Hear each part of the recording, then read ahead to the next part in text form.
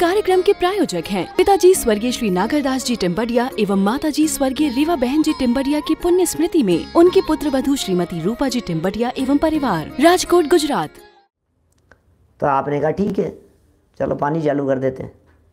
अब आपने पानी चालू कर दिया, जो कुछ नहीं करते थे ना, अब कुछ कर दिया आपने, पानी चालू कर दिया। अब पानी चालू कर दिया, महीने 2 महीने 6 महीने तक पानी चलता रहा, साल 2 साल निकल गए, पानी लेते हैं। फिर किसी व्यक्ति ने, कोई होशियार व्यक्ति था, उसने समझाया, अरे यार भाई साहब क्या बात कर रहे हो यार, दूध और पानी में क्या फ़र्क पड़ गया, दूध भी तो पानी जैसा ही आता है, टेस्ट करवा लो आप, कितना पानी मिला हुआ आता है। आजकल कोई दूध जैसे रहे हैं क्या? दूध और पानी तो एक जैसे ही है। इसको भी किसी दिन भोजन नहीं किया था तो समझ में आ गई कि हाँ यार एक ही बात है, ठीक है पानी लेता हूँ, अभी बाबा इतना फोर्स कर रहे हैं, अब ठीक है कोई बात नहीं। दूध चालू हो गया। अब दूध चालू हो गया तो अब तो दूध पानी, तो अब तो ऑफिशियल चालू कर दिया, दूध पानी चालू हो गया। फिर दूध पानी चालू हो गया तो फिर धीरे धीरे करके मलाई वाला दूध आने लगा। किसी दिन भोजन नहीं करे तो शाम को मलाई वाला दूध आने लग गया। फिर क्या हुआ, मेवे वाला दूध आने लग गया। क्या मेवे का दूध? अरे दूध पीते हो तो केसर का दूध में क्या हो गया? केसर का दूध नहीं पी सकते आप, और केसर का दूध पी सकते हो तो बादाम के दूध में क्या हो गया? अब ये केसर बादाम चालू हो गया दूध के साथ में। अब क्या करें? अब केसर बादाम चालू हो गया, अब चलने लग गया। भैया ड्राई फ्रूट्स खाते हो क्या रात को? कि नहीं ड्राई फ्रूट्स तो नहीं खाते। फिर कोई 1.5 अक्ल साल 2 साल बाद में कोई इस तरह का मिल गया, यार पंडित जी यार किसको बेवकूफ़ बनाते हो यार, इसी बादाम को यदि मैं दूध में डाल दूंगा तो तुम कहोगे चलता है, और इसी बादाम को निकाल करके मैंने बाहर रख दिया तो तुम कह रहे हो नहीं चलता है। हाँ यार बात तो सही कह रहे हो यार, बादाम ही तो है, अंदर खा रहा हूँ बाहर नहीं खा रहा हूँ, क्या चक्कर है ये? ठीक है कोई बात नहीं, तो चल सकता है। सही कह रहे हो यार आप, तो बाहर रखे हुए बादाम चल सकते हैं, बादाम चल सकते हैं तो काजू भी चल सकते हैं, बादाम काजू चल सकते हैं तो अखरोट भी चल सकते हैं, मुनक्का भी चल सकती है, और ड्राई फ्रूट चल सकते हैं, पिस्ता भी चल सकती है। तो सब बादाम ही हो गया तो फिर और तो क्या चीज़ें हैं? रबड़ी भी चल सकती है। फिर दूध चालू हो गया तो दूध ही को तो ऊपर गर्म करके उबाल करके रबड़ी बना दी है सब। अरे भाई क्या बताऊँ तेरे को, क्या बताऊँ। एक के बाद एक चीज़ की यदि छूट दे दी गई, एक चीज़ की यदि छूट दे दी गई, भैया बिल्कुल छूट नहीं। कैसे दे देंगे छूट, कैसे दे देंगे बताओ हमारे को? नहीं चलता है। देखिए क्या लिख रहे हैं ये, देखो भाई धर्मचंद जी साहब क्या क्या लिख रहे हैं। प्रभु क्या क्या बातें कह रहे हैं ये भैया। अतः उनका प्रतिबिंब भी तदाकृतिधारी ही होना चाहिए, जैसी आकृति थी उसी का धारी होना चाहिए। उनका प्रतिबिंब भी, फर्क नहीं होना चाहिए इसमें रंच मात्र भी। एक धागा गिरने मात्र से, अकलंक देव का कल उदाहरण यहाँ प्रस्तुत किया था, एक धागा गिरने मात्र से उस प्रतिमा को पूजनीय नहीं माना गया। क्या करें अब? और एक धागा गिर गया और प्रतिमा पूजनीय नहीं है, खत्म हो गया। धागा गिर गया, उंगाल करके चले। खैर ये आदर्श नहीं है ये बात, माने ये तो तात्कालिक परिस्थितियों जन्य बात थी, है ना, इसलिए उन्होंने उसको उंगाल दिया। लेकिन वो उंगालना भी, क्योंकि वो क्या है, कभी किसी के ऊपर धागा गिरा हुआ रह गया, रखा हुआ रह गया और तुम उसको कुछ भी करो, ऐसा नहीं ये सब। लेकिन कहने का अभिप्राय यह है उस उदाहरण में और उनके जीवन में घटी हुई घटना में, अकलंक स्वामी के जीवन में घटी हुई घटना में, कि उसे परिग्रही मान करके और उसको उंगाल जाने में उन्होंने ये समझा कि अब ये परिग्रही हो गई है, पूजनीय नहीं है, ये हमारे भगवान नहीं है। धर्म की रक्षा के लिए उन्होंने ये कार्य किया था। बहुत छोटी छोटी सी बातें हैं लेकिन विचारणीय होती हैं। हमारे यहाँ उत्तर भारत से दक्षिण भारत के अंदर बहुत सारे लोग जब जाते हैं वे कहते हैं अरे पंडित जी क्या करें, अरे पंडित जी क्या करें, कैसी बात है, अभी तो हम तो भाई अपना लोटा छान करके पियो, अपना ध्यान रखो, अपना विचार विवेक का ध्यान रखो। ऐसा कैसे हो सकता है? बर्दाश्त के योग्य बात नहीं होती है। बातें छोटी छोटी सी होती है लेकिन अपनी श्रद्धा का सवाल है ना। श्रद्धा अपने साथ है भाई साहब, हमारी श्रद्धा नहीं विचलित हो सकती है, हम अपनी श्रद्धा से डिग नहीं सकते हैं। कोई अवर्णवाद का सवाल नहीं है, कोई निंदा का सवाल नहीं है, कोई आलोचना का सवाल नहीं है। अच्छा मैं आपसे ये कहता हूँ, चलो मैं उदाहरण को कई तरह से घुमा फिरा सकता हूँ, मैं कई तरह की बातें कर सकता हूँ। आपके लड़के को विवाह करना है क्या, और 10 लड़कियां देखी, अब शादी तो एक ही से करेगा ना, 9 से नहीं करी तो नहीं करी तो नहीं करी, इसमें क्या है, कहीं पसंद नहीं है, हमें नहीं जच रही है, कि क्या नहीं जच रही है बताओ, क्या कमी है, आप तो कमी बतलाओ। अरे कमी का क्या सवाल है, हमें नहीं जचती है, बस सीधी सी बात है, हमारी ज़िंदगी का सवाल है, हमें जिसके साथ में ज़िंदगी जीनी है, तो सीधी सी बात है ना, इसमें क्या है। ऐसा थोड़ी ना कहा जाएगा कि नहीं नहीं इन्हें कमी बतलाओ, इनमें कमी बतलाओ, इनमें दोष बतलाओ। अरे आपकी सुपुत्री बिल्कुल निर्दोष होगी, लेकिन मेरे लिए योग्य नहीं है। हमें उससे कोई दुश्मनी नहीं है, हमें उससे कोई बैर नहीं है, हमें उसकी कोई निंदा आलोचना नहीं करनी है, लेकिन भाई मेरा मन नहीं मानता है, खत्म है बात सीधी सी, इसमें क्या करें। तो हमारे मन की, हमारा जो श्रद्धा है, हमारी श्रद्धा, हमारा मस्तक नहीं झुकता है भाई साहब, हम क्या करें। हम कोई आपसे झगड़ा कर नहीं रहे, हम कोई आपसे विवाद कर नहीं रहे। तो बहुत बहुत बहुत विचारणीय बातें हैं और गंभीरता से इन बातों के संदर्भ में विचार करना चाहिए। जो लग रहा है, हाँ लगा हुआ है, और बाद में यदि उसे धोती दुपट्टा पहन करके, शुद्ध वस्त्र पहन करके, धुले हुए वस्त्र पहन करके आपने शुद्धता से जा करके प्रक्षाल किया, और फिर उसमें यदि उसको हटाया और वो हटा है, उसके बाद में वो प्रतिमा जरूर पूजनीय हो जाती है, उसमें कोई बाधा नहीं है। जिस समय आप दर्शन कर रहे हैं उस समय प्रतिमा में वीतरागता चाहिए, हमें तो वीतरागता के दर्शन करने।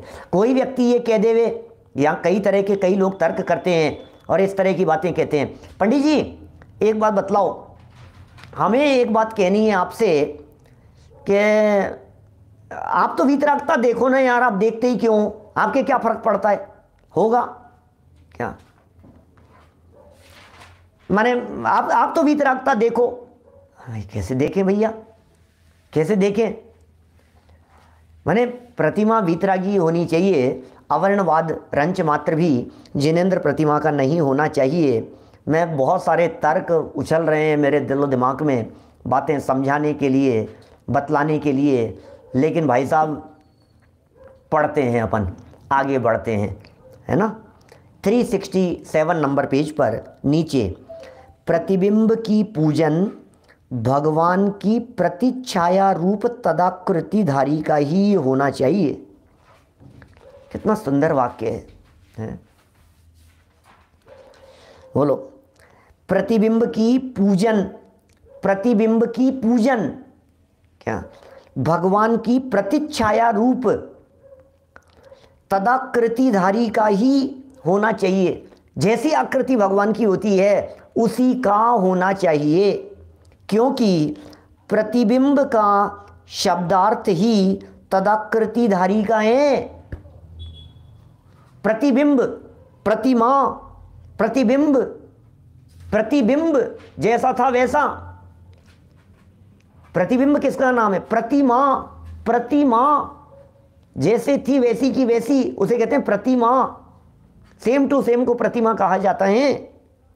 इनके धारी हैं, ये कह रहे हैं अमरकोश में कहा है। सुनिए अमरकोश की बात सुनिए। प्रतिमा, प्रतिबिंब, ये इन शब्दों के क्या अर्थ हैं, इनके पर्यायवाची बतलाए हैं।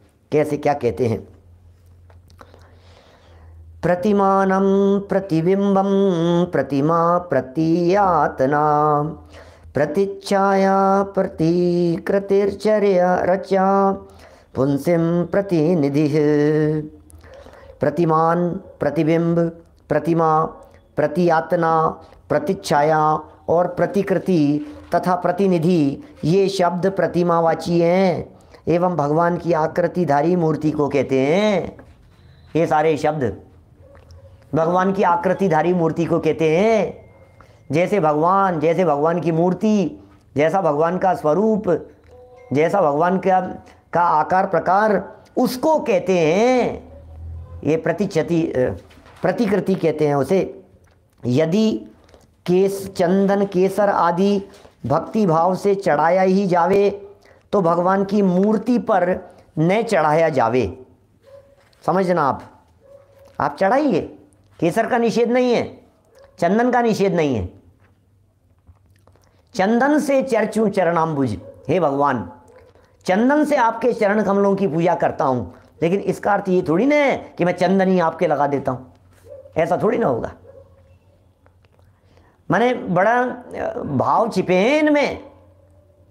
आप जिस चीज से पूजन की जा रही है उस चीज को लगाया थोड़ी ना जाता है। जिस चीज से आपकी पूजन की जाए वो आपके लगा देवे, तो ये कैसे पूजा कर रहे हो यार आप। फिर दीपक से कोई व्यक्ति आरती करे हो, हाथ पे लगा देवे, जला देवे, अरे क्या कर रहे हो भाई, तू जला रहा है, तू ये क्या कर रहा है। देखिए, क्योंकि देवताओं ने समव शरण की विभूति की तथापि भगवान उससे अलग रहे।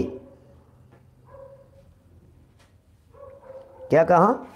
देवताओं ने समव शरण की विभूति की, माने देवताओं ने समव शरण की विभूति बनाई, माने देवताओं ने समव शरण की रचना की। देवताओं ने छत्र चमर भामंडल अष्ट प्रातिहार्य लगाए। देवताओं ने स्वर्ण कमलों की रचना की। 20-20 हजार सीढ़ियाँ समव शरण, और जगह जगह उसमें गंध कुटी बन रही है और क्या क्या बन रहे हैं, और कल्प वृक्ष लग रहे हैं, चैत्य प्रसाद भूमि, खातिका भूमि, लता भूमि, उपवन भूमि और न मालूम क्या क्या, वो सब उसके अंदर लग रही है। और मानस स्तंभ लगे हुए हैं और सारे दुनिया भर की आकृति आकार प्रकार सब कुछ बनाया है। कुछ विक्रिया से बनाया जाता है, कुछ लेकर के आया जाता है। ये सब जो बातें कही गई है, बोले तथापि भगवान तो उससे अलग ही रहे भाई साहब। आपने स्वर्ण कमल बना दिए होंगे, बोलो हमारे तीर्थंकर परमात्मा का, हमारे प्रभु का जब एक स्थान से दूसरे स्थान पर विहार होता है, इधर से उधर जब तीर्थंकर परमात्मा का विहार होता है, तो यह बात सब जानते हैं कि देवों के माध्यम से, इंद्रों के माध्यम से चरण के नीचे 225 स्वर्ण कमलों की रचना की जाती है। क्या? 225 स्वर्ण कमलों की रचना की जाती है। धर्म चक्र साथ में चलता है, माथे पर छत्र रहते हैं, चंवर ढुलते रहते हैं। तो बतलाइए, जब स्वर्ण कमलों की रचना होती होगी, भगवान कितने खुश होते होंगे ना, यार मेरे लिए 225 स्वर्ण कमल लगाए। अरे काय के कमल, तेरे क्या करना है इन कमलों का, क्या बात कर रहा है, हमें कमल का क्या लेना देना। प्रभु सिंहासन लगा दिया आपके लिए, प्रभु अशोक वृक्ष है, सिंहासन है, छत्र चमर भामंडल लगे हैं, भामंडल भी लगाया है प्रभु आपके लिए। सुनो, प्रभु तो कमल से 4 अंगुल ऊपर अनटच, अछूते, बिना छुए हुए जैसे अलिप्त रहते हैं। क्या क्या बतलाएं, स्वर्ग में भी ऐसा कमाल नहीं है। 4 अंगुल ऊपर अधर विराजे, कैसे कैसे स्वरूप हैं उन प्रतिमाओं के, भगवान के, तीर्थंकर परमात्माओं के समव शरण में प्रतिमा से अलग ही रहते हैं। लोग द्रव्यों से पूज, और क्या लिख रहे हैं, आप लोग पूजन का द्रव्य चढ़ाते हैं, प्रतिमा से अलग ही रहता है। करो पूजा करो, भगवान पे थोड़ी। भगवान जलम निर्वपामीति स्वाहा, तो जल चढ़ाओ कहाँ पे, भगवान के ऊपर। चंदनम निर्वपामीति स्वाहा, तो भगवान के ऊपर चंदन चढ़ाओ। अक्षतम निर्वपामीति स्वाहा, अरे भगवान तेरे, तुम्हारे जो ये भक्त हैं, ये भक्त लोग तो तुम्हें बेवकूफ़ बनाते हैं और थाली के अंदर सामग्री चढ़ाते हैं, हम तो तुम्हारे ऊपर ही चढ़ाएंगे। अक्षतम। पुष्पम नैवेद्यम, भगवान के हाथ में चढ़ाओ, माथे पे चढ़ाओ। अरे क्या भाई क्या कर रहा है। जब अष्ट द्रव्य से पूजन करता है और थाली में चढ़ाता है, तो यही तो कह रहे हैं, चंदन से पूजन कर, केसर से कर, हैं, जल चंदन बोल रहा है, चंदन चढ़ा, तो कहाँ चढ़ाना है, थाली में चढ़ाना, कलश में चढ़ा, जहाँ चढ़ाना है वहाँ चढ़ा। बोलो, इसलिए वहाँ पर उनकी पूजा की गई है। देखो, प्रतिमा से अलग ही रहता है। जहाँ पर कोई मुनि अथवा तीर्थंकर आहार के लिए गए, मुनिराज आहार के लिए गए हैं, मुनि गए हैं अथवा तीर्थंकर गए हैं, किसी जगह पर गए हैं, आहार के लिए गए हैं, वहाँ पर उनकी पूजा की गई, तीर्थंकरों की पूजा की गई। हाँ, अथवा गंधादि वस्तु चढ़ाई गई, वह उनके चरण स्पर्श से पूज्य पृथ्वी पर चढ़ाई गई। समझ में आ रही है बात। किसी जगह पर तीर्थंकर गए, मुनिराज गए, उनकी पूजन की, तो ये सब उनके चरण स्पर्श से पृथ्वी पर चढ़ाई गई। उत्तर पुराण में 521वें पद्य का प्रमाण भी इसमें दिया जा सकता है। महावीर पुराण में लिखा है कि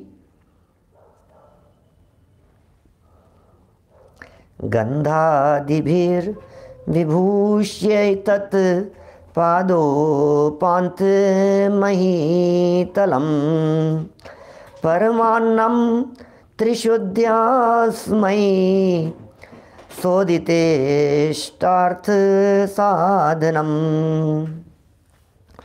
महावीर स्वामी दीक्षा लेने के बाद राजा नृप कुमार के घर पारणा के लिए पधारे। महावीर पुराण का प्रमाण है ये। महावीर पुराण के आधार पर कह रहे हैं, अरे भाई चरणों की पूजा चंदन से की गई, तुम इसका अर्थ ये क्यों लगाते हो कि चरणों पर चंदन लगाया गया? चरणों की पूजा चंदन से की गई, इसका अर्थ ये है भगवान के चरण कमलों की पूजन जब चंदन से की गई तो चंदन को थाली में समर्पित किया गया। कितनी सीधी सी बात होती है। अब इसका ये अर्थ लगा लिया गया कि नहीं, हम तो उनके चरणों पर ही लगाएंगे। क्या बोलो, क्या कहें? देखिए बात कह रहे हैं यहां, महावीर स्वामी दीक्षा लेने के बाद राजा नृप कुमार के घर पारणा के लिए पधारे। उस समय राजा ने भगवान के चरणों एक निकट की भूमि गंधादि द्रव्य से विभूषित मन, वचन और काया की शुद्धि पूर्वक इष्ट के साधनभूत परमान्न को दिया। कितना स्पष्ट शब्द दे दिया है। भगवान की आकृति रूप प्रतिमा के वर्णन में केसर आदि विभूषित वर्णन नहीं आया। भगवान के देखो क्या, और गजब शब्द है। सुनना क्या कह रहे हैं, क्या लिखा? भगवान की आकृति रूप प्रतिमा के वर्णन में। चलो जनागम तलाशो, और हमें जनागम को तलाश करके सिर्फ इतना सा बतला दो कि भगवान जिनेंद्र देव की प्रतिमा कैसी होनी चाहिए, भगवान जिनेंद्र देव की प्रतिमा का आकार कैसा होना चाहिए। अरे प्रतिष्ठा ग्रंथ भरे पड़े हैं जिनेंद्र देव की प्रतिमा के निर्माण की प्रक्रिया के संदर्भ में, जिनमें पूरी प्रक्रिया बतलाई गई है। जिनेंद्र देव की प्रतिमा का निर्माण किस विधि से होता है, किस प्रकार होता है, किस प्रक्रिया के तहत होता है, ये बताया जाता है। भगवान की आकृति रूप प्रतिमा और उसके वर्णन में केसर से विभूषित, ऐसा कहीं लिखा हुआ है क्या? भगवान की प्रतिमा केसर से विभूषित होनी चाहिए, ऐसा तो नहीं आया है। उसका प्रमाण नीचे देते हैं। कौन सा छंद है ये?